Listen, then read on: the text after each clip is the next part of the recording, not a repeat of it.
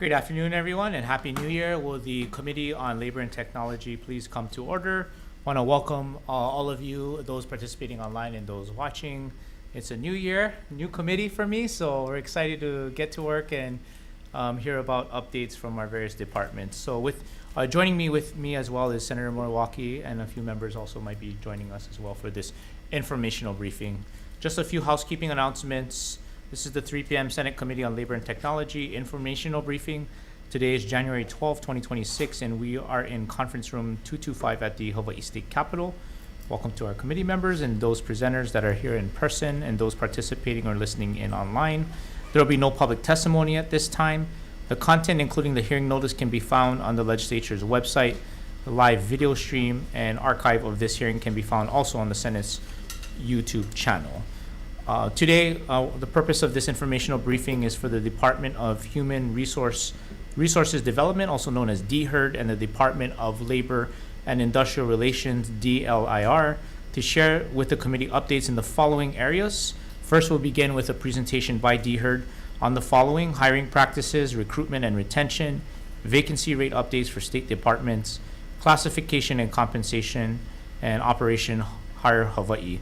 And then followed by DHERD, we'll have DLIR present on the following: Hele Imua program and summer youth programs. With that, we'll begin with Director Hashimoto and Deputy Director Furuto. Welcome and aloha.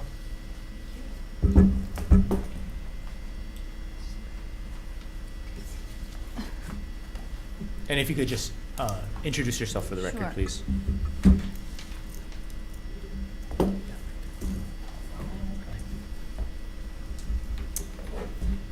Good afternoon, and aloha, Chair Elefante, Senator Moriwaki. I'm Brenna Hashimoto, Director of the Department of Human Resources Development. Here with me today is Deputy Director Brian Furuto. Thank you for the opportunity to provide a briefing on the status of our recruitment and hiring and retention programs. I wanted to start just by, we have a slide presentation which your staff will help us through, but I wanted to give just a quick overview of the state's hiring process. I think many of you know that our hiring process starts in the departments. They decide when they want to fill a vacant position, and typically they recruit internally first, so they offer a position to their own current civil service employees before they look for outside, to bring in somebody from the outside. So that's typically where the recruitment process would start. And then if they're unsuccessful, or they have a series of filling a position, say they want to fill a manager, maybe their next level of supervisors apply, and it creates a domino effect. So when they get to basically the end of the totem pole and they need to hire from outside, they've exhausted their own internal candidates, then they come to DHERD and they submit a requisition in our electronic recruitment platform, NeoGov, and then we take it from there. We either, if we have an existing list of qualified applicants, we'll turn that list over to them within about 48 hours. If we don't have a list for that particular job, then we'll post it on our website and take applications from the general public, and we call that open competitive recruitment. So DHERD does most of the open competitive recruitment to the general public, and however, we do have departments who have certain jobs that they're delegated to take on that work, and so they'll do all of the recruitment themselves. They'll post it on our website. They'll take the applications in, do the screening, and refer them down to the managers for interview and selection. And then the departments also handle the onboarding process. So just recently, actually this week, we have a deadline, a soft deadline, for departments to be fully transitioned to using NeoGov for the onboarding process.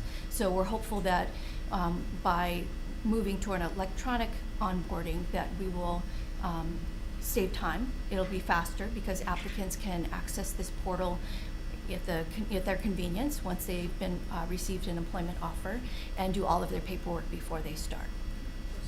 Yes. So thank you. I know that we're always asking you about the timelines, and so when you do the external recruitment like this posting, the 48-hour posting, how often can a department pull from that list, and what is the process there? Because you could get a list, but then how does the department access it for actually hiring for my position? So it really depends on how the job is posted. Some jobs we post will just take, say, the first 50 applicants. And so it could close at any time. We have some jobs that are super popular. Recently, we posted for conservation and resource enforcement officers for the Department of Land and Natural Resources. We took in over 700 applications within a day or two. So it may close once we've reached the target number of applications. If are not so lucky to get as many applications, it could be a couple of weeks that we'll leave it open, and then we'll start screening and referring them. Or it could be So you have a continuous number? recruitment. Do you have a number, like a magic number, like if you have 20 or 30 or whatever? No, it is not that is really. posted? We Or work how with the does that work? department to decide, well, they'll tell us how many applications they want. So for a big recruitment, they may want 100.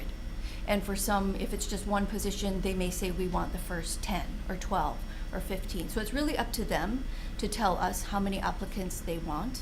And then once they're referred that list, then they go ahead and contact the applicants for So in the interviews. case of dole care officers, did they come up with a list of target number of application to provide to you folks? Yes, Okay. right. So that's on the departments. Right, yes, because we don't want to overwhelm them, right? There's only so much capacity in terms of going through all of these applications. So we want to make sure that we service them and we don't overwhelm them, that they can move through the process efficiently.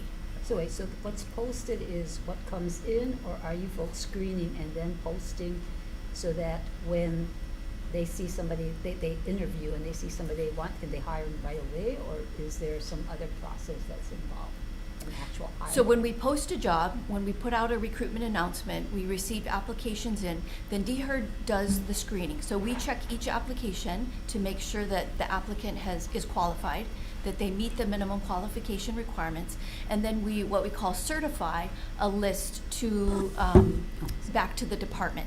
So they receive, and then they receive it electronically. So they receive the list of qualified applicants and their applications. So you're And- saying, for example, in dole care, the Mhm. 700 applicants, you had already screened through those, or you're just giving the first 100 that you've screened? We just opened it, I think on January 1st or 2nd.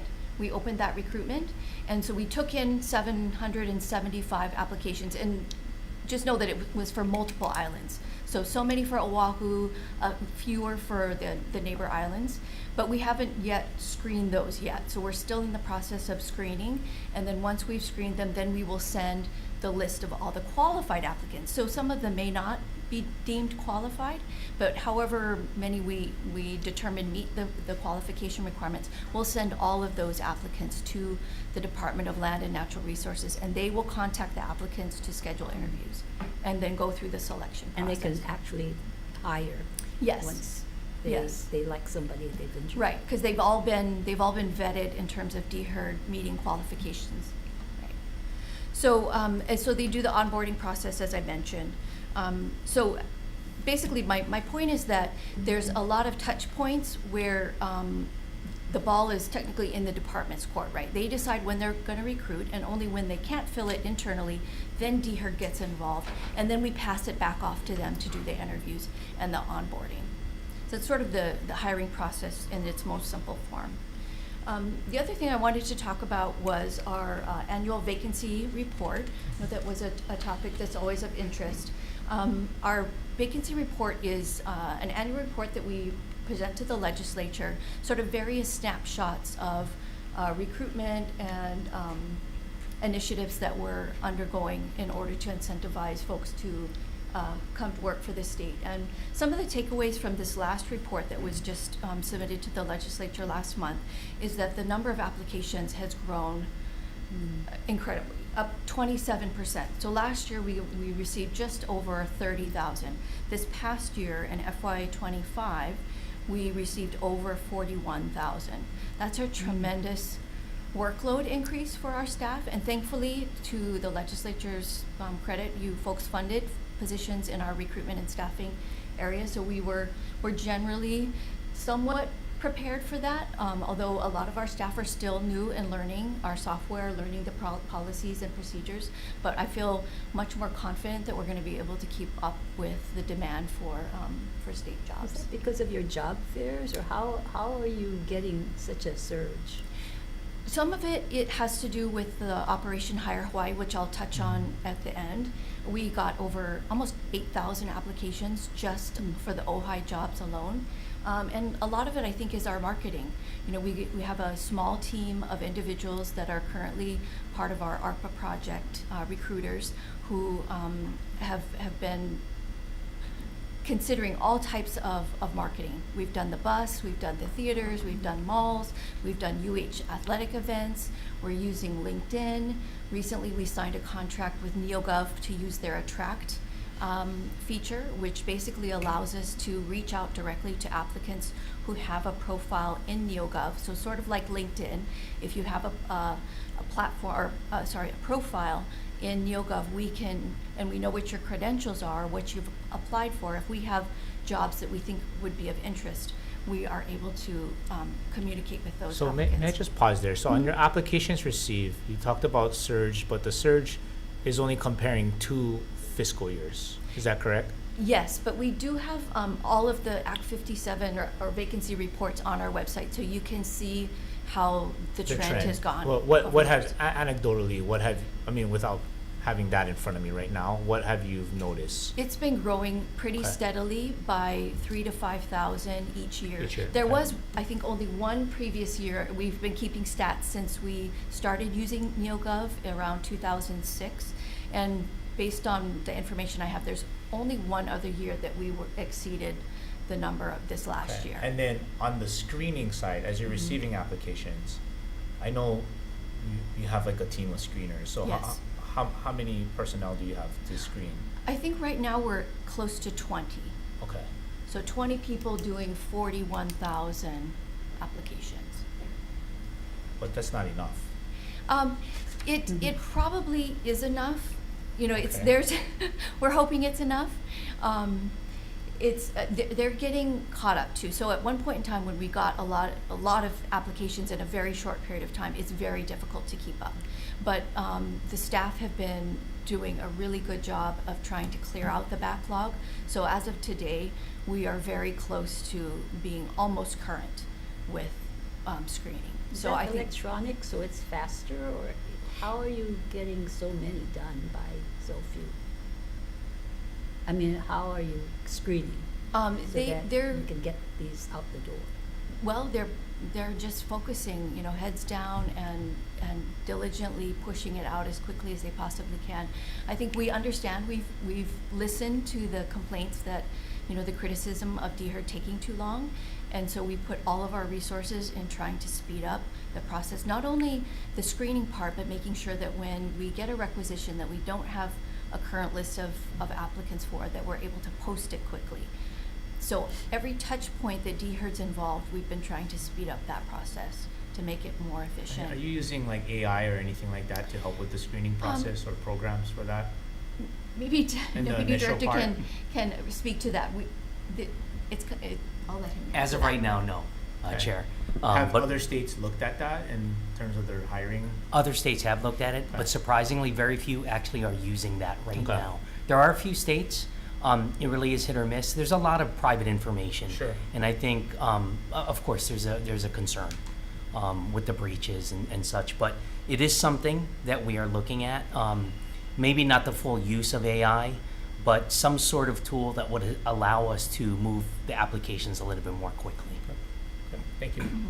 One of the complexities in screening is that our qualification requirements, there are many different ways Yes, that an yes. individual can be deemed qualified. We call it substitution, so we have perhaps a bachelor's degree, but that's not, you don't have to have a bachelor's degree. You can substitute experience for the degree, and then in some cases, we also substitute coursework or advanced degrees for the minimum qualification requirements. So our staff have to look at each of those different options when they're screening an application. So it is very technical and sometimes time consuming. And sometimes staff may not have the expertise in a particular area that you're looking for MQs as well, right? So how does, I mean, is there like a checklist for each? I mean, how do you figure that out? They typically do have a level of expertise and Okay. being able to identify an applicant's experience with what our qualification requirements are. Okay. So, and we also have, supervisors and managers to help if there's a question. We can also ask the applicant, please, expand on the experience that you've indicated, because we're unsure whether you meet the qualifications. We also have subject matter experts in the departments. So the MQs are not just, what DHERD has decided is appropriate, but we have managers and staff in the departments that we could reach out to if we're unsure and ask them Out to of your help us. 20 folks that are screening, how many of them are supervisors? Three. Three. We have a branch manager, and then we have 2 working supervisors who each have a team of examiners under them. Okay. And you're fine with that amount? It's what it's working for now. Okay.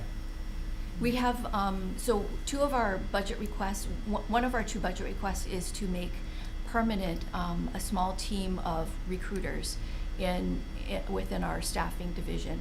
And along with that team would come a 3rd supervisor, basically. Was this the group that you got federal funds for? Yes. So, so you do need these positions, and where are we on the federal funding for it? So the ARPA funds will lapse we'll That's why you need to yes. come in for. Right. for- So in How many September. positions were? We're asking for 3.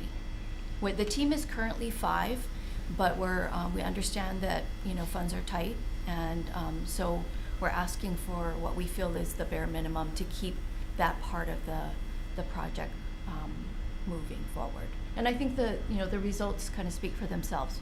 We are getting a lot of traction. What I'm hearing from departments as well is that the caliber of applicants over the last year or so is very good. We're getting a lot of very good applicants. May I ask on your recruitment part, you mentioned a couple of, options. Mhm. What about social media like Meta or other parts? Because I'll give you an example. Mhm. I just did a social media post to do internships, and you'll be surprised at the feedback and interest on that. So, in terms of ads or anything like that for at least, some of Yeah. your positions.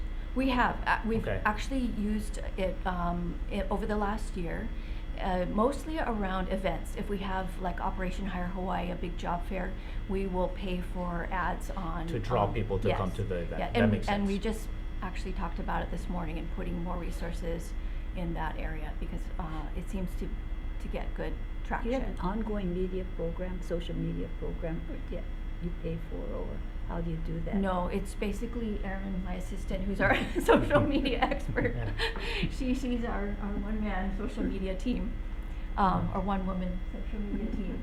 And so, yeah, in the coming year, I anticipate that we're going to put more resources You have a toward that. budget for that?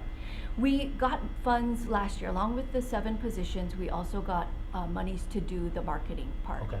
So it's really important that we have the team in order to execute the contracts. And part of the track feature is it allows us to have a designated kind of recruiter function where it's all that outreach. But along with that, it's important, as you know, to be responsive. You can't just let the messages sit there. You got to have somebody who's constantly monitoring Yep. the feedback and responding and keeping folks engaged.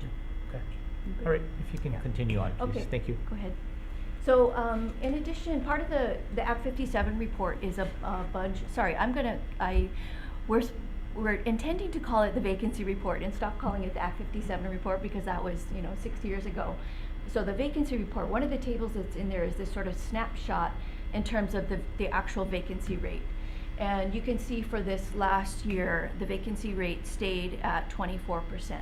But if you look at the second column, the filled positions, we actually added almost 300 more civil service employees than we had the year before. So An we emergency has been reported in this building. Please cease operations and leave the building utilizing the nearest exit or fire exit stairway.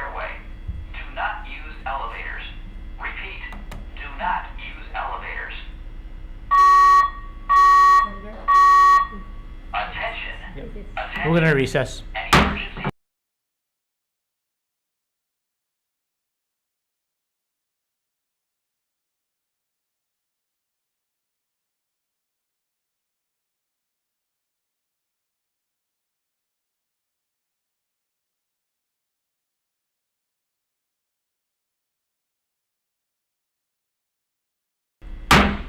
Okay, reconvening our informational briefing. For those watching online, you probably heard the fire alarms going off. That's been going on all day here at the Capitol, and it's been a false alarm. So if in the event that we do have to evacuate due to an emergency, we will proceed and do that. But for now, please continue. Okay, great, thank you. So, as I was saying, the overall vacancy rate remained at 24%. However, there's two things I wanted to point out. First of all, the overall number of filled positions did increase by almost 300, which means we filled the 1,169 positions that became vacant. So we, of course, every year have a number of employees who either retire or resign. So we replaced all of those and added almost 300 new filled positions. So if we had not added 485 positions to the count, our vacancy rate would have been 22%. So I feel like we're making progress. There are just some things that are out of our control, like the total number of civil service positions. The other thing that I'd like to point out is you can see in the second to the right column, it indicates how many of those vacancies are being requested to fill through DHERD, and it's not very high. We're at 28%, which means there's a lot of vacant positions that don't come to DHERD for The filling. requests to fill are from the departments. Yes, Okay. yes. So we don't tell them when to fill, they tell us when they're So ready are to they fill. filling the positions or internally, or are they just There's- not sending you a request? They're not recruiting through DHERD. So some of it could be that they are working through the internal recruitment process and they haven't exhausted their internal capacity yet. Or it could be that they're doing something else with the position, either going through a reorganization or intending to redescribe it to something else. But I am concerned that this is a rather low number that we're being asked to fill. Well, just on this slide, Director, so the third column on vacant positions from 2019 to November of last year, right? That has sort of fluctuated within the 18 to 24% range, but your field positions have sort of gone little down from 14,000 to 13. So it's kind of averaging around, 25%, right, in terms of your vacant positions. So you mentioned about there's sort of an unknown. I think you may have mentioned this, an unknown factor, or Right, what, so- is there basically what I'm getting at is are there trends or things that point to why you're not able to fill, or departments are not able to fill positions? I don't think it's any one specific issue. Okay. You can see the first column, right, is the total number of civil service positions. And some of that, I believe, especially some of the old numbers, I'm not really confident that they were all, I don't know what the word is, that they were true true positions. I think we've done a lot of work over the last, especially 2 to 3 years, to encourage the departments to clean up their position counts. So I feel like the numbers prior to, say, maybe 2022, I'm less comfortable. That was obviously before my time. So I can't really speak to the fact that if all of those, say, 17,002 positions and at the end of 2022, whether those were really scrubbed or not. But we've tried to put a lot more effort in the last few years to having departments clean up either positions that should have been abolished and just for whatever reason weren't in HRMS, and try to drill down to. And vacant positions are funded, not just a position. So many of them are not. Many So of we them, do okay. have a bunch of those vacancies which are unbudgeted and unfunded. Is Not there a whole lot, is there a but- breakdown in your vacancy report that talks about what's funded and not? Not for all 4,000 vacancies. What is attached to the vacancy report is a drill down of the 485 vacancies that are more than 4 years or older. Oh, okay. So for those that are, we consider to be kind of, stale, those positions, we do ask the departments to tell us what the status is and why they're not filling. And you'll see, if you look at that attachment, that not a whole lot, but a fair number of them are unbudgeted, unfunded. Okay. So you got that's the mixed in. authorization though, under past law, or is that changed where you can delete those positions if in fact they're over 4 years, or was it 3 years or 4 years old? We have not. We've made recommendations in each of these Act 57 reports, vacancy reports, with the exception of last year. DHERD did not make a recommendation because the Department of Budget and Finance and the Governor's Office went through the list, and they made a recommendation for which positions should be abolished. So we did not, but in prior years we did, and that information is actually on like the second page of the full report. And we've historically recommended between 100 and 150 positions to be abolished, but the legislature, for whatever reason, has only typically abolished a handful. But have departments been responsive to DHERD to tell you, hey, we need these positions or not? Or, I mean, has there been communication on that level? They typically do respond back, but again, we're only focused on those 485 or whatever number it happens to be for that year that are 4 years or older. So we don't ask them to respond for all 4,000 Got it. and the status, just the very old ones. Okay, thank you. Okay, so we can move on to the next slide. So this is just a snapshot by department of the trends in terms of their filled and vacant positions and the total number of civil service vacancies and their percentage over the last 3 years. So you can see the progression from 2020, I'm moving from right to left, from 2023, 2024, and then this last 2025 update. So several departments are making good progress. Accounting and General Services, Attorney General's, Defense, DHERD, my own department, and Transportation have all kind of broken through and are under that 20% mark. And we have a couple of departments that are still struggling. So we'd like to see more. HMS is human services. Human right? Services, right.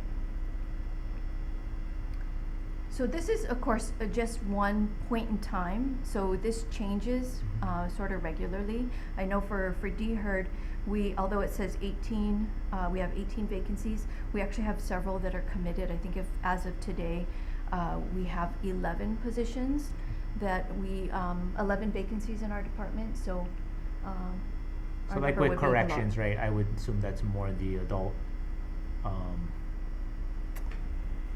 correctionals officers, right? Yes, Mostly, adult right? corrections The officers. ACOs, yeah.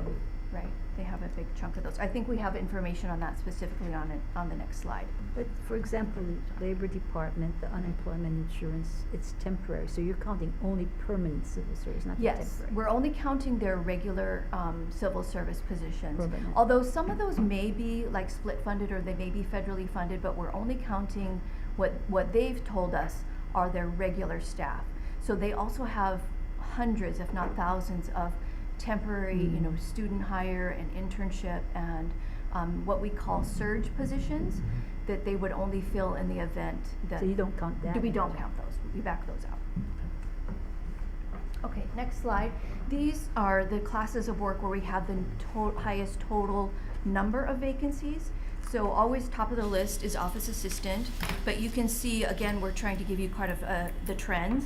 You can see from the rightmost column the number that was from 2023 and the percentage. So we've made good progress. All of those classes of work or job titles that are bolded are the job titles where we've seen good progress and in terms of reducing the total number of vacancies. So in the case of, for ACOs, right, and working with DCR, so being that was my prior subject matter jurisdiction that I had for the first couple of years, I know they've been doing more recruit classes. Yes. So yes. that helps. Yes. But getting qualified And so I've attempted to work with the director to say, okay, are you going to these places to recruit? You know, because you might find qualified candidates where you might not be looking, that other states, you know, have done that has been successful. So I know that's more on the department, but Right. what has been sort of DHER's involvement? So we've been working closely with DCR to speed up the recruitment. So I believe right now they're doing it 6 times a year. At one point in time, they were doing it maybe half that. Yeah, So over the yeah. last year or more, they've been basically recruiting every other month, which I think, and they've also shortened the time that they take to do their initial training. So they're getting them into the facilities much faster. And I think they're seeing the results of that, Okay. the positivity. So engineers, eligibility workers, those are a couple of classes where they were making progress. Information technology, those are all bands, A through D, so all the way from managers down to entry level, account clerks, nurses. The other column that I would want you to note is that middle column labeled number of qualified applicants. So that is the number of referrals that DHERD has made to departments for those classes of work.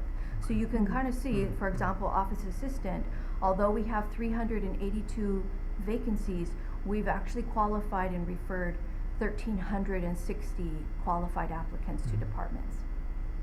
So where you see a big applicant pool and still vacancies, then you know that's concerning. Some of them we don't get a lot of applications, and so it's kind of understandable why there's still vacancies. So in the entry level office assistant, I mean, I think we tried to look at the MQs and everything to be able to have that as an entry point, especially like in your internships, you can move into Mhm. office assistant and then move up from there into different career ladders. Yeah. So why is it that there are so many applicants and the departments aren't taking them for their vacancies? What is the disconnect there? So office assistant is one of the classes of work that we have on WikiWiki. So what WikiWiki means is that we take in applications pretty much continuously, and we qualify applicants at least every 2 weeks. We're constantly screening them and qualifying them, and we send a letter to the applicant to tell them you're qualified, as in, say, an office assistant 3. And these are the departments that are recruiting and hiring, and these are the contact individuals in each of those departments. And you can go and contact them directly and schedule an interview. So we've kind of flipped it, whereas earlier I mentioned, right, we refer the list and the department contacts the applicant. With WikiWiki, we flip it, and basically we tell the applicant, you're qualified, here are the hiring managers in each department who have positions that they need to fill. Go ahead and call them and schedule an interview. So the applicant isn't applying, basically. So to the they're department. applying, but they also are empowered to go to the department and schedule an interview. So they're So not doing that? So they don't some want of the that, jobs, or- some of that I think perhaps is they're not doing that. But then the department can also have access to the list of qualified applicants, so departments can also contact them directly. Okay. On this vacancy sheet, I'm just gonna ask this. Mm-hmm. You know, oftentimes, right, people, they want to, but maybe the pay doesn't match up. And I know all that's done by collective bargaining Mhm. and whatnot. So has DHERD looked at, you know, repricing, reclassification, or is that more on the union side to come up with that proposal? You know, and I'm just looking at some of these positions, right? Because that could be a hindrance for some folks wanting to apply. It could. We have several pay programs in place to address recruitment and retention challenges. Okay. One of them is called flex hiring. That's sort of the easiest and most convenient for departments, and it's delegated. Departments can use it whenever it's appropriate. And basically for positions in bargaining units 3 and 4, which are clerical or white collar and white collar supervisors, and BU 13, which are professionals, they can, if they have an applicant who exceeds the minimum qualification requirements, basically they have excess experience. Say for example, the job is an accountant 3 and it requires 18 months of accountant work, but this person has 5 years. That additional experience, they can credit that employee with basically offering them a higher step. So they don't have to start at entry, they can start actually anywhere from entry up to the midpoint of the salary schedule. And the department can offer that higher pay to somebody who's exceeds the minimum qualification The department can requirements. do that without having to come back to DEER. Yes, right. So But that's that's certain positions in certain, if the applicant is overly qualified. yes. But based on that schedule that they Right, have. so that's the easiest pay program to Sure. exercise. We also have shortage, so if there is a labor market shortage in a particular class of work, we can incentivize recruitment by adding a differential to, so the base pay is still the base pay, but we can add an additional extra amount to attract individuals to apply for those jobs. And how does that approval work?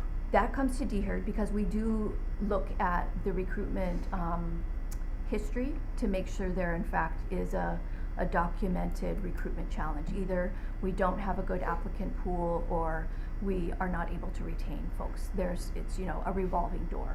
So some of the jobs on this list do have shortage. For example, social workers, especially in child welfare. We have a differential for those. I'm trying to think of any others at the moment too. Engineers, we actually did a separate salary schedule that we negotiated with HGA to make their pay very competitive with the federal government. Okay. But in general cases, it's usually the labor union that would come and make that request, or the departments? It's usually the department. Okay. So it's the departments who reach out to us because they have to fund it. So they tell us, we're having recruitment challenges, this is our recruitment history, and we would like to pay more.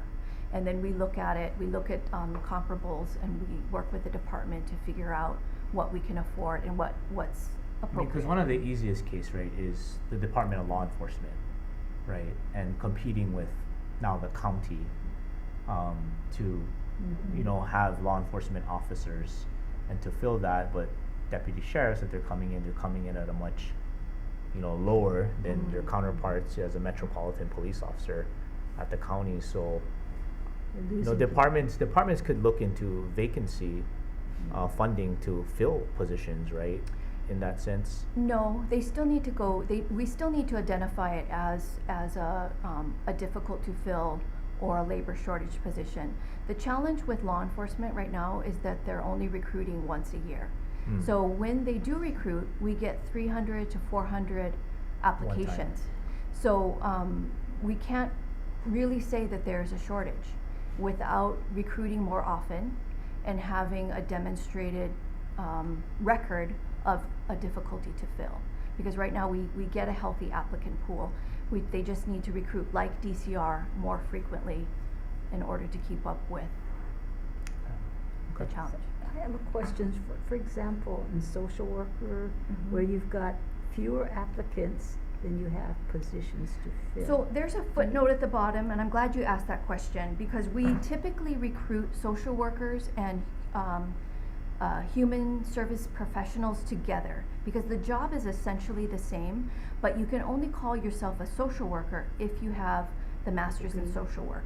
So oftentimes we recruit them either or, depending upon their credentials.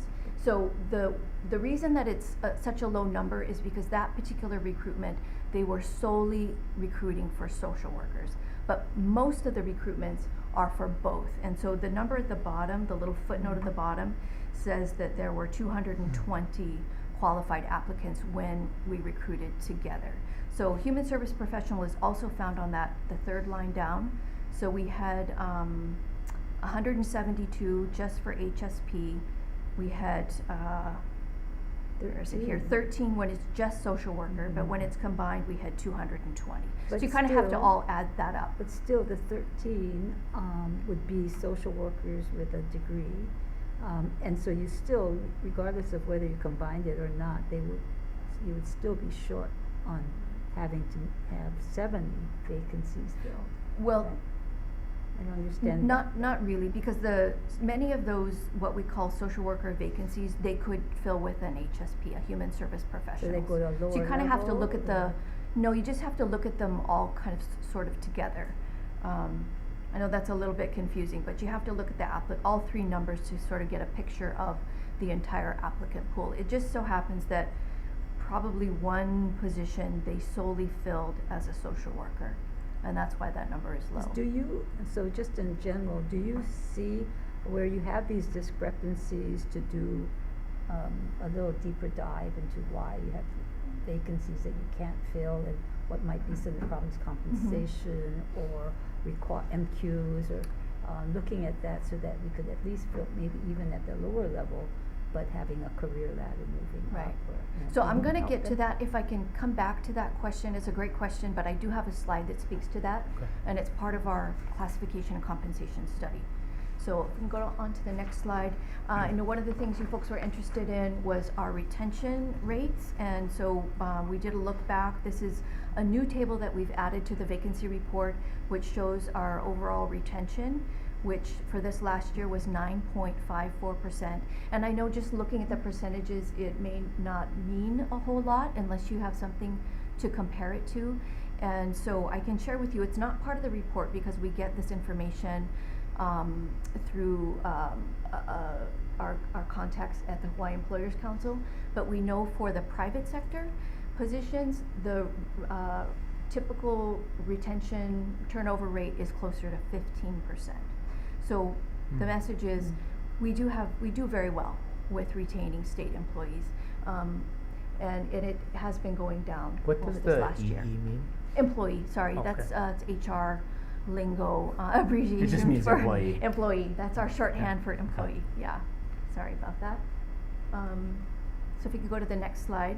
This is just a visual for, in terms of each department's turnover rate. So you can see where the average is that horizontal line across the middle. And then the departments that are under and over sort of where we would like them to be.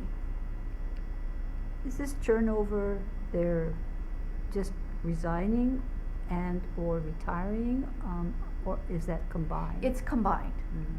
It's both. Okay.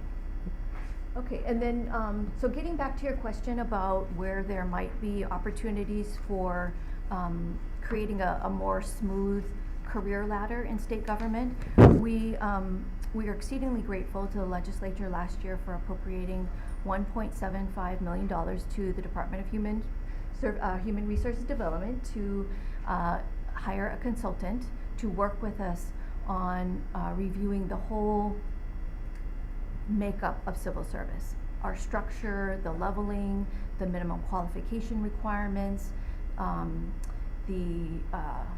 what else? Just how we move the pathways, I mentioned the MQs, all of it. And just, we want to work on, what are the best practices moving forward? Do we need as many levels? Is there a disconnect between getting folks in the door and then moving them in terms of a career ladder? So we're in the process right now. We've sent the draft of the contract to the vendor we've selected, and we hope to have a contract very soon so we can get moving on that. This is the timetable that was part of the bill that the legislature passed last year relative to Do you remember what study. the funding appropriation was this for, Director? You mean the source of funds? Yeah, Or- the funding total appropriation for doing the study. 1.75 million. Okay, thank you. Yes, so you can see our next deliverable is an interim progress report, which we hope to have available to the legislature next month, assuming we can get the contract executed pretty shortly. And So- is this for the total civil service system, or is it It like is. taking parts of it? It is, but that's the plan. It's a lot though. As you folks, you have heard me say, we have over 1,400 unique civil service job titles. So that is a big ask for, even for a vendor, and I'm sure they'll use some AI to try to digest all of that information. And so we're hopeful that we can do all 1,400 plus classes of work, but if not, that will be part of our, report to you. So is the vendor looking at, there's been discussion in the university, with broadband, or, looking at combining, because you have so many specific classes, and can that be organized in a more, sort of, by categories or something where you don't have so many classes? That's the problem with 1400. Right, there's additional work in maintaining 1400, right, classes of work, and that's part of the Is that the part department's of the contract? frustration. They're gonna be looking at the structure, that whole Yes, system? yes, they're gonna look at the whole structure, right. Yeah, because it's too many classes. And part of the recommendations would be also looking at pricing at some of these classes too, Compensation. right, as well. Right, so compensation is the Right. other part, and making sure that we have compensation tools that are responsive to where we feel like we have deficiencies. And it may be that we need to do something else, right? Separate salary schedules, which we've done, for example, with engineers, whether we need to kind of carve out certain careers that the Because right now market it's is really just high. on the department's request to you. Yes. If they want to have a separate salary schedule, if they want to reprice for compensation. So repricing mean- is really an internal comparison. So repricing is almost never the answer to a Okay. compensation challenge. That's our internal alignment, so that we know that all professional jobs, for example, that are all trainees with no experience, that they're all priced the same. And that's how we defend and civil service, because one of the tenets of civil service is that there's equal pay for equal work. And without having a consistent pricing policy and consistent pricing across similar careers, then we cannot defend the state in terms of equal pay for equal work. So pricing is almost never Okay. the answer. It's only when a job changes significantly that pricing may be appropriate. And that does happen, where a job will evolve, it will become naturally more complex, and that's when we use repricing, is when the duties and responsibilities have exceeded the comparisons. Okay. Go back to compensation. So, we lose to the city, or we lose to the private sector. What, if any, or can there be, added looking at comparables in the process, so that you have a process of how, I don't know, if you start consolidating these classes, and it's much more manageable, where you can look at comparables with the private sector, with the counties, and be able to have something where we're not being whipsawed by, the counties give this much, now we've got to, we either lose employees, which we have done, or we're not, we're not keeping up, so we can't recruit because they're going somewhere else than here. Right. And so I'm just wondering whether in your contract, or as you look at compensation, what is the process, or what is the procedure you're looking at, so that we can be comparable. Mhm. It's more of a level playing field than it seems to be today.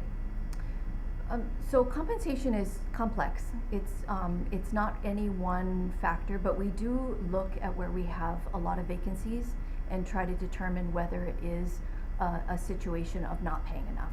And we do heavily rely on departments, right? Because it's their budget that comes into play, and whether they can fund the additional amount if we increase pay.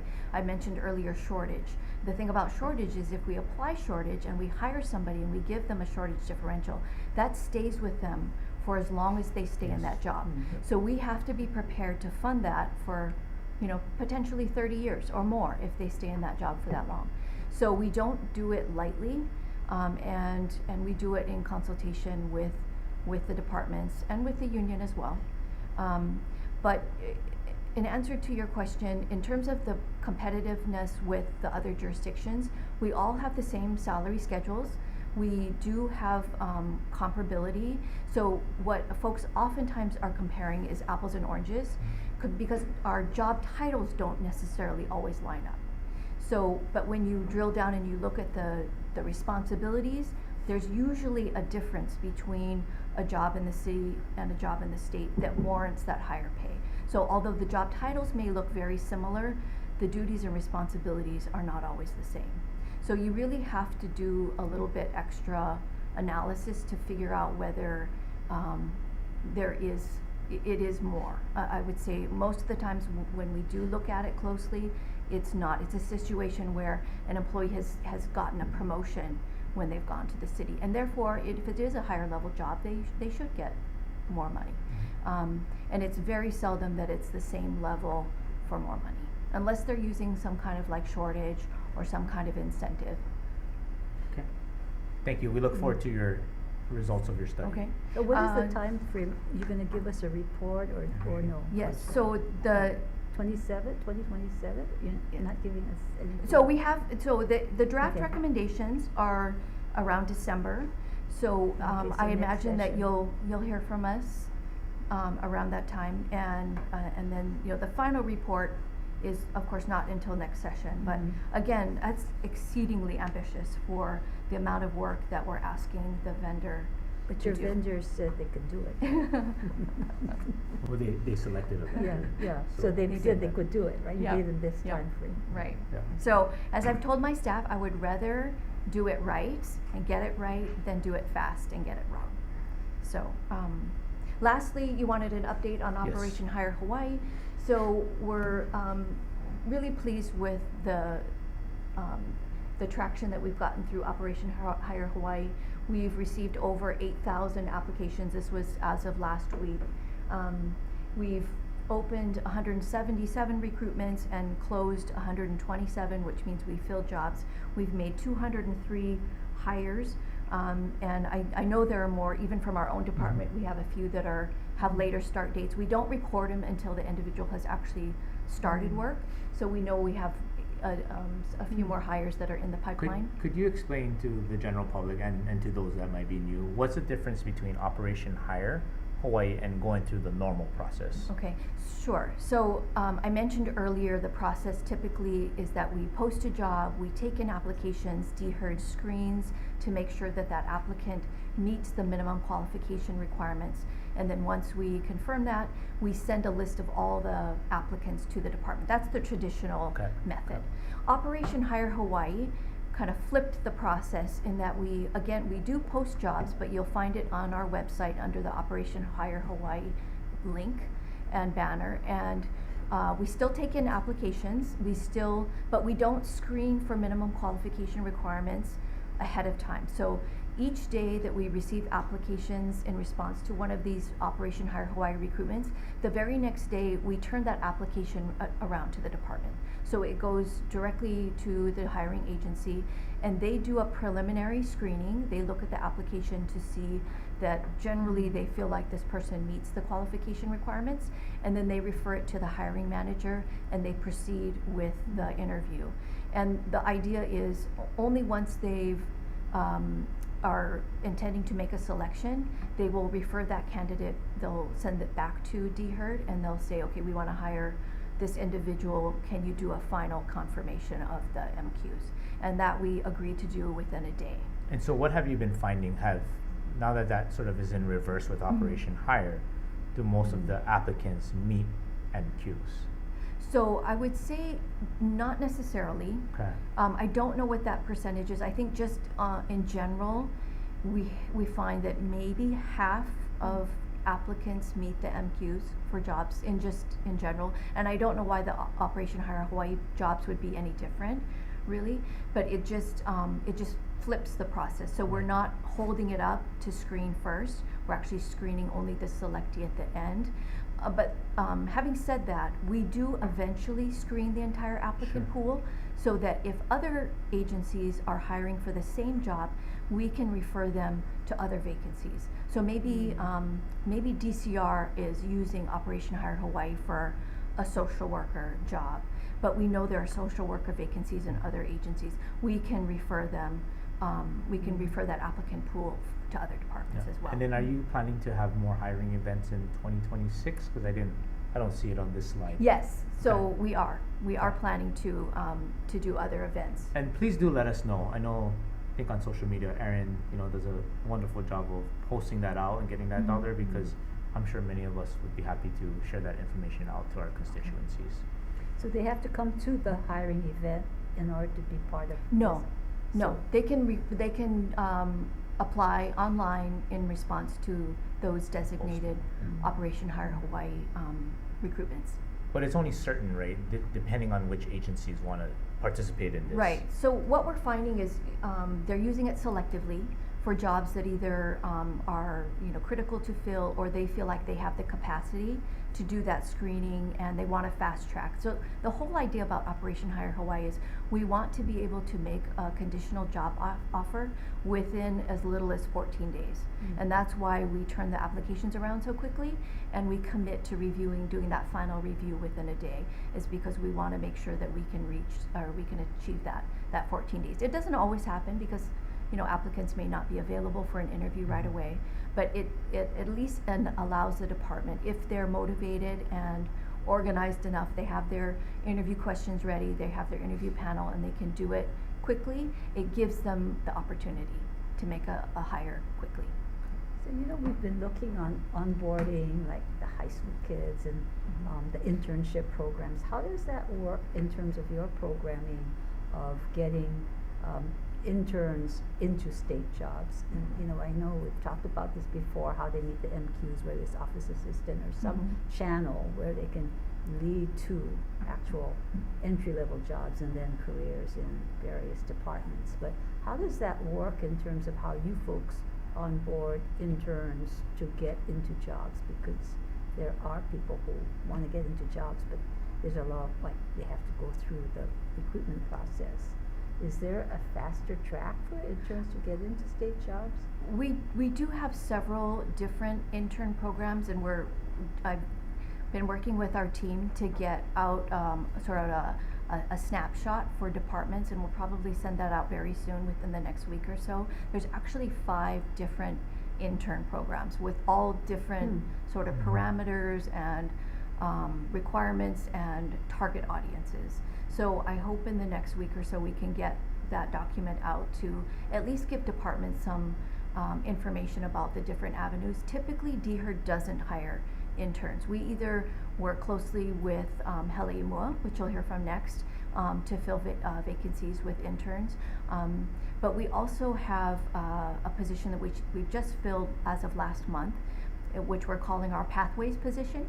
And it's a position to work with either the community colleges or Department of Education to try to flesh out those different pathways into state jobs, right? And to work with them, if it requires, say, 6 months of experience, can we work with the community colleges to develop a curriculum that high school students can take, right, maybe a semester their senior year, so that in lieu of the 6 months of experience, they complete this course through one of the community colleges, and then we would count that as a substitution for the 6 months of experience. So they can get right into a job. Yes. Well, and ideally they would do Hawai'i for, a 12-week period, and maybe a second 12-week period, and then they would have the 1 year of experience required for Office Assistant 3. That's next. Okay. Yeah. Anything else? Any questions? Okay. No? Thank you. I think that's Thank it. you so Thank you much. so Thank much. you. Yeah, We look forward to appreciate it. working with you this session. Likewise. Thank you. Okay, up next is a presentation by the Department of Labor and Industrial Relations on 2 topics, Hawai'i program and summer youth programs. Good afternoon, Director. Aloha, good afternoon, Chair Elefante, Senator Moriwaki. Thank you for having us today and for your continued support for workforce development at the Department of Labor and Industrial Relations. I'm Jade Butai, DLIR Director. With me are Bill Kunzman, my Deputy Director, Maricor Pilotin-Pradas, Administrator of our Workforce Development Division, Jay Ishibashi, Program Specialist, and David Rodriguez, our Legislative Coordinator. We're excited to talk to you about a program that proves that workforce development starts early and pays out later. With your permission, Chair, we would like to switch the batting order to allow for a smoother transition. Oh, yep, that's fine. As we want to show a short video at the end. The summer youth employment program focuses on younger participants and often provides their first job. Along the way, they learn the essentials, showing up on time, working as part of a team, and figuring out that a paycheck feels pretty good when you earn it. At the same time, the program supports local employers and strengthens our communities. While the target population of the summer youth are high school students, Hawai'i Mua gives college students and recent graduates paid hands-on experience in public service, so they don't just learn about government in theory. They see how it actually works. And we recently expanded to the private sector with the ag industry. Through placements across state departments, interns build real-world skills, explore career paths, and in many cases discover that state service is more exciting than they expected. Many of them stick around, helping us grow our own talent and reduce the brain drain. Together, these programs are practical, forward-looking investments in Hawaii's workforce and in the next generation of workers and leaders.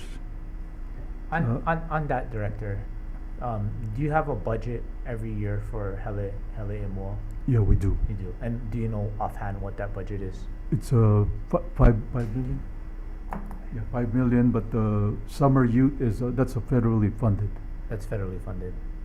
And how much is that? We usually, depending on what as funds become available, whatever under WIOA. Could you also do appropriation? Could the state do appropriations to expand summer youth? Yeah, absolutely. Other than federal funds? Yeah, Like if absolutely. the legislature were to say, we're going to give you Yes. X amount of dollars. Yeah, we could do that because go I find mean, folks to it's expand not the always program. certain that we get, we get federal funds on the summer youth. Okay. So for the 182 for last summer, how much did that cost? I mean, if we're looking at. Let me. spend for- Why don't we're gonna do the whole presentation. okay. Yeah. So, we truly appreciate the legislature's continued partnership and support. And with that, let me turn over to Maricar, and with apologies to James Brown. I think she's the hardest working person in workforce development. So let me. Yes. Aloha and welcome. Happy New Year, Happy New Chair Year. Elefante, Senator Moriwaki. We do have a presentation that we'd like to share with you.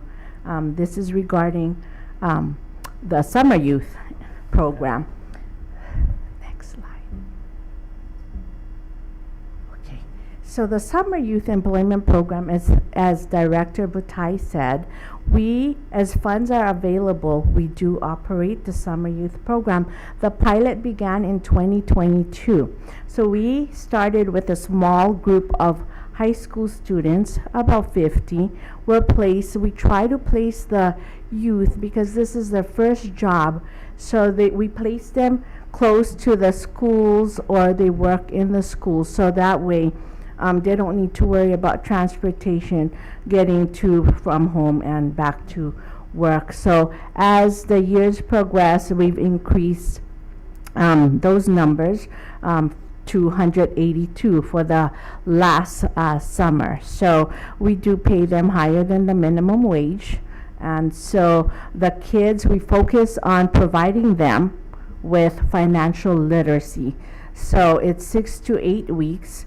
We understand that some of the kids, many of them, really begin school in early August. So we try to give them that full 6 to 8 weeks of experience. We partner with the Federal Credit Union, the state Federal Credit Union, and they're nice enough to provide the kids weekly workshops to tell them that the cell phones that they own is not free And so, and the wages that they earn, Uncle Sam and the state takes out their share. So it's not that total wages are going to them, so that they're not shocked when they get their first paycheck. Next slide, please. Okay, so we focus on Title I schools. That's the free lunch schools. It's through the Department of Education. So those are our target students, and those were the participating schools that we've had recently.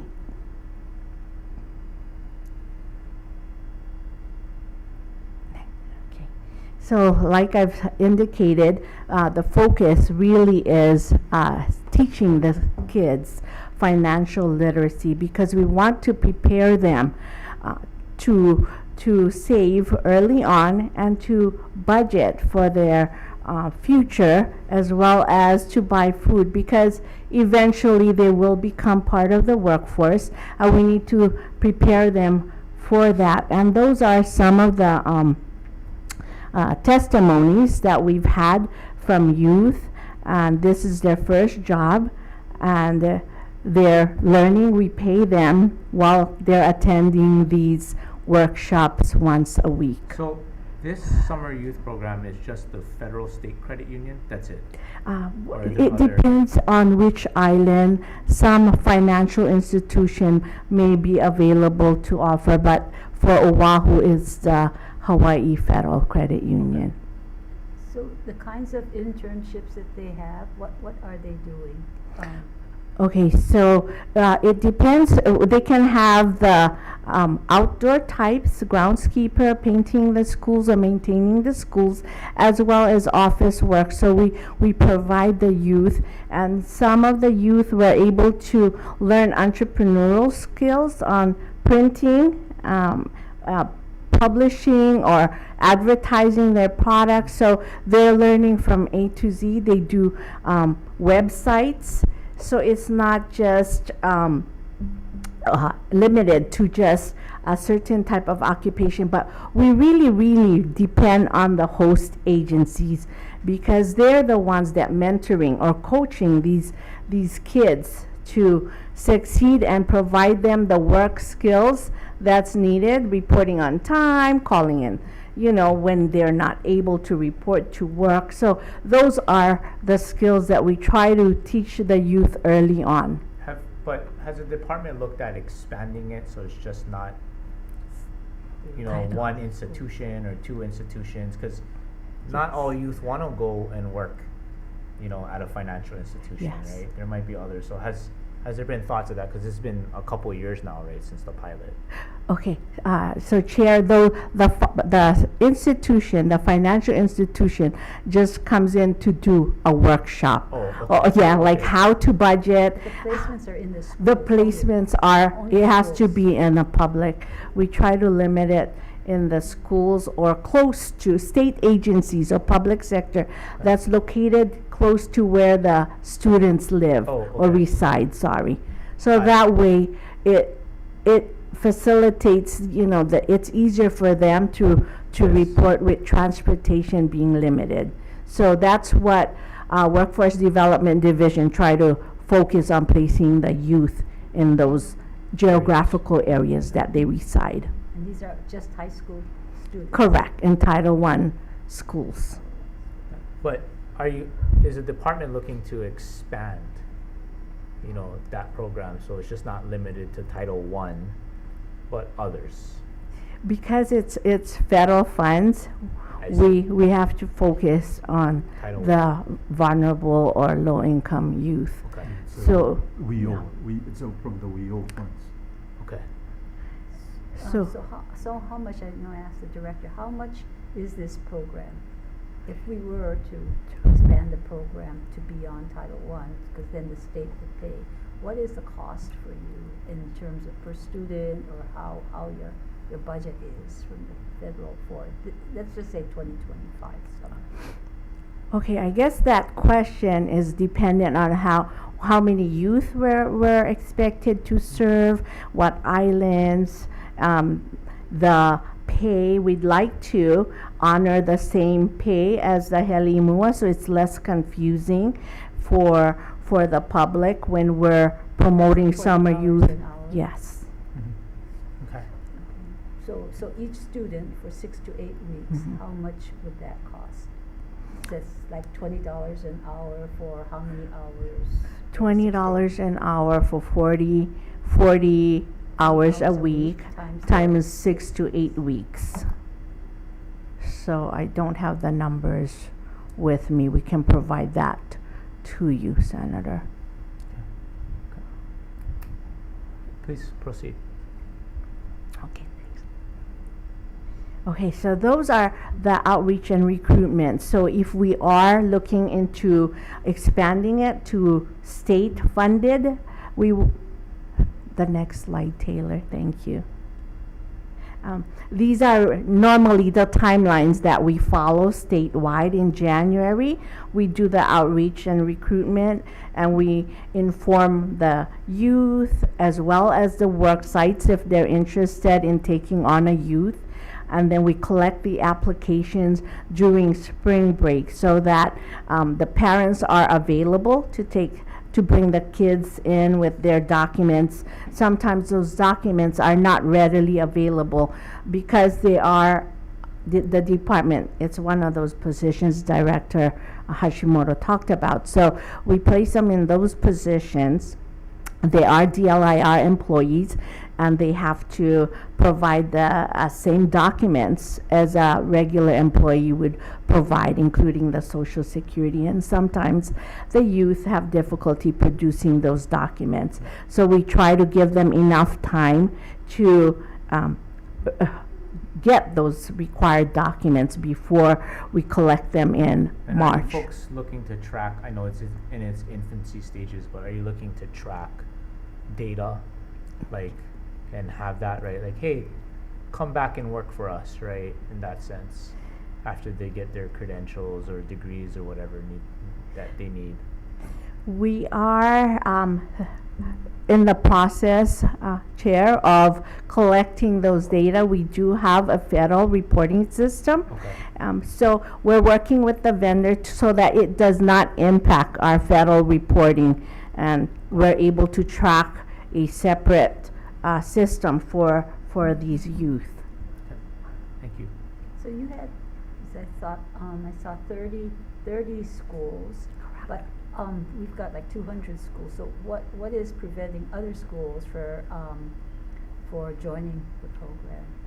We provide an outreach to every school, and we leave it up to the school to determine whether or not they have the capacity to accept the youth during the summer. As you know, summer, I think many of the teachers are not at the facility. So it's just dependent on each school to determine whether or not they're willing to take a youth, and they are able to mentor that youth during the 6 to 8 weeks that summer is available to the youth to work. But the designation of the Title I schools is from we just use the federal. Federal Yes, funds. yes. Yeah, the federal, they designate which ones are Title I. Got it. Okay, next slide. Oh, okay, sorry, Taylor. So at the end of the duration for the summer, we do invite the kids as well as the parents for a celebration, and they are able to share what they learn and the benefits to the program and how it impacted their lives. So there's testimonials on the next slide that we can share with you. And so these are some of the youth that participated statewide. We have in Hilo, Kauai, as well as in Molokai.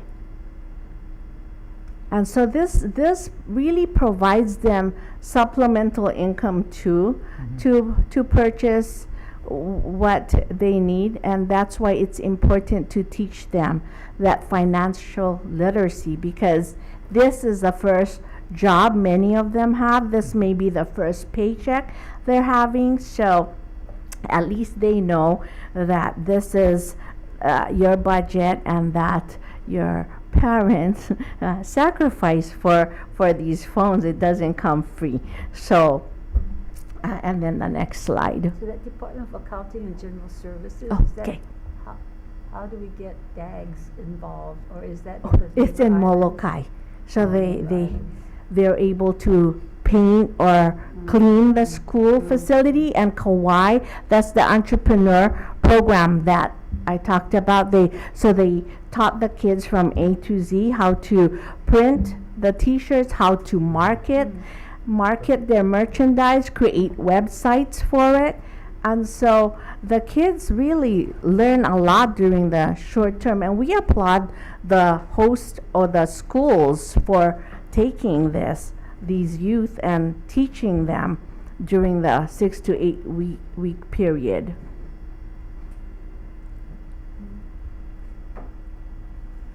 So Baldwin High School, I know it was asked why Maui. So like director said, these are federal designation. We don't create the Title I designation. So we reach out to all those schools whether or not they want to participate in a summer youth employment program. Okay. And these are just the testimonials. And Jaya, after her summer youth, she was able to get hired by the Department of Education as well as the public library. So there's success to the program, and not every youth is interested in going to a 4-year college education, and the summer youth employment expose them before they're able to enter the workforce and teach them the necessary skills to become contributing adults to the workforce.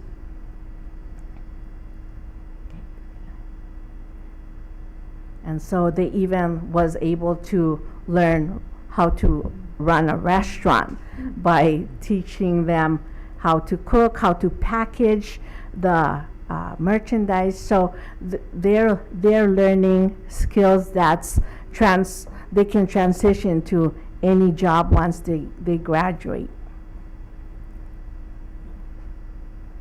And so that's from the summer youth. We also have the Heli'imua. Thank you to the legislature for having confidence in us to operate the summer youth, the Heli'imua program. So that was a pilot, and now we are at almost 1,200 interns that the department have placed to various, but we would not be successful in meeting these numbers if the public sector are not interested in taking the interns, because it does allow an investment in them, in their agencies, to take time out to train the Heli'imua intern, and hopefully they're able to transition to a regular job. So right now 130 have transitioned to state jobs, and this is just a testimony that you can read later. The intern was hired into a regular job. And so we wanted to share with you. I guess me talking is not as impactful, and I'll hand it off to a director. Yeah, we want to leave you with a powerful visual. I think that captures everything about the Heli'imua. It's the vision, the voices of the people we serve, and the impact we're making together. This short video brings it all to light. As you watch, invite you to reflect on what role we can play to move the vision forward. Thank you, because your job is timeless. I think I've always been really interested in state government and politics, and I think having the opportunity to really, see firsthand how our government works, and to have the opportunity to, get paid to learn about these sorts of things seemed really interesting to me. What basically inspired me to apply for this internship was just getting workhorse experience in Hawaii, because my main goal is to stay in Hawaii and find potentially a good working job. I worked in a company for just shy of 25 years, And so you tend to get very complacent, very comfortable where you're at. But this made me have to do more.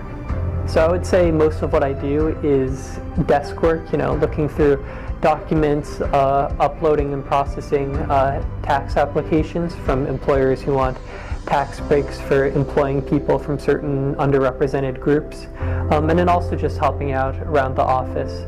First, check my emails, check the file reports, do any data entry, and check in with my supervisor if they need me to do anything else. So I learned how to fill out the GE forms, cancellation forms, post, scan, process documents. It's worth getting here because I've been wanting to work with the tax department since I was high school. Heli Imoa, it's a pathway to individuals who wanted a better job or explore or experience the field that they wanted. So my dream is to be a sports broadcaster, hopefully getting up to a high level. The ambitious dream is to one day commentate the Super Bowl. I think that this internship has really helped me.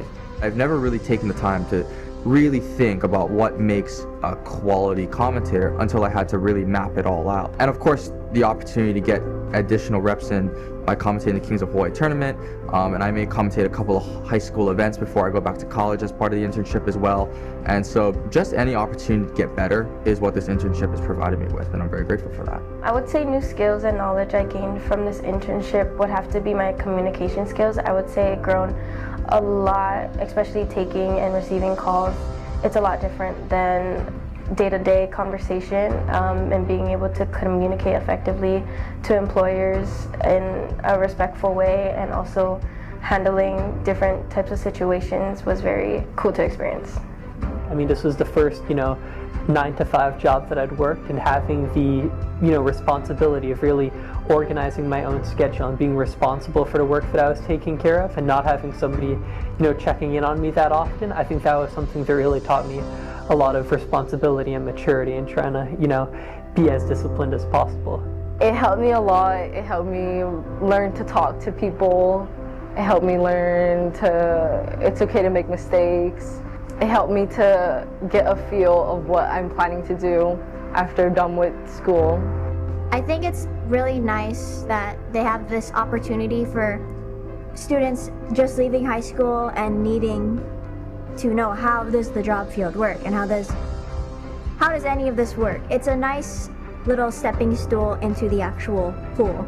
Every moment here serves a purpose in some shape, way, or form, whether it's like personal experience, refining skills, gaining exposure, or just having those interactions with everyone around here. At the end of the day, it feels really meaningful to be able to come home and be like, I actually did something today, I actually made a difference in somebody's life, and those sorts of jobs are ones that I'd want to have in my future. So I think it helped me, learn a lot about myself, also learning a lot of personal skills that'll help me in the future. Yeah, sometimes I kind of have to say to myself, am I really here? am I really doing all of this? I kind of amazed myself too. There was times when I was like, oh, I don't know if I'm going to be able to do this. But they're like, let's try. And lo and behold, I'm in a permanent position. I just know that without their help and without their encouragement, it wouldn't have happened. I may have lost the opportunity that was right in front of me. I think if you're thinking about doing Hawai'i Mua, it's incredibly beneficial. It really gives you the opportunity to, learn a lot about a field you might be interested in. And even if you don't think you'd want to work in state government one day, I think it's incredibly beneficial in terms of building personal skills and building you up as a person. If I had to describe Hawai'i Mua in a phrase, it would be thank you to all the people who work behind the scenes and do the paperwork, the people who offer the jobs and the job sites, along with the people who provide the funding for all of us interns. This program, that's basically what it is. It's a drive to move you forward. Yeah, and there we go. That's Hawai'i Mua. That's what that means, is to move forward.